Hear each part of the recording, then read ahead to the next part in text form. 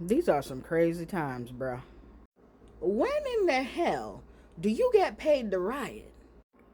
You don't want to pay no health care. You don't want to pay no daycare. And everybody else's like living costs is a scam, but you want to pay rioters. Every day, these people go for another bait and switch. Okay, look, this is the latest scam because everybody knows what's the purpose of this scam. I mean, we all know that he is trying to sue himself in order to get $10 billion. So for us to not talk about the shady settlings, because you can settle out of court, which he is doing. That's the whole purpose of this whole thing. But for us to not talk about that, he's throwing the rioters in there so we can all talk about how ridiculous this is for people that protested and stormed the people's house and try to take out elected officials on January 6th, including his VP, Lord Voldemort himself, the second coming.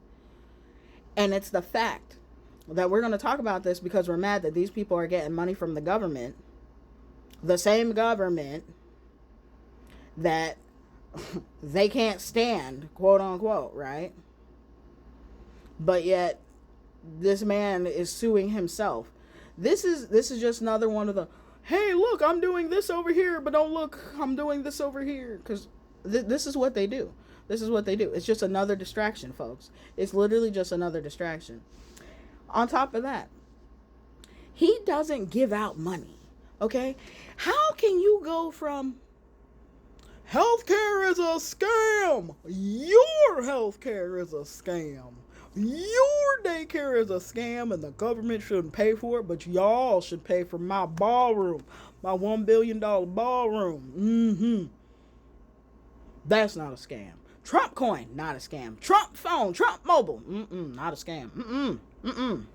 Could not be. But yet, this is the latest scam. He's going to pay the same people he pardoned for quote unquote suffering. It's their decision to go ahead and do this, and they plastered their face all over the whole entire world of what they did because they thought this was going to be a tea party, like fun time. And it didn't work out. It didn't work out. But when you're going to give him money, now we all know this man don't give out money for nothing. There's got to be some type of retroactive, okay, so I did you a favor, you do me a favor. Because ain't that what, like, mafia bosses used to do? And, you know, mafia bosses, though, they actually didn't file bankruptcy. They didn't do it 6 times and, you know, bankrupt America.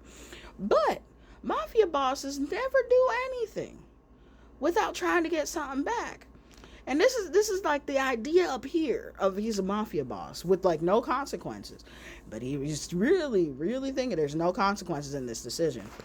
But these people, we'll see them again. They're either going to become senators, congress people, or they're going to be his quote unquote selective army for the next setup. Because you have the dinner theater, the magic ear. I mean, you take a whole entire gander of all the things that magically happened over the last year and quarter, and year and a half actually, and it's not in the news right now. So this is just the next bait and switch.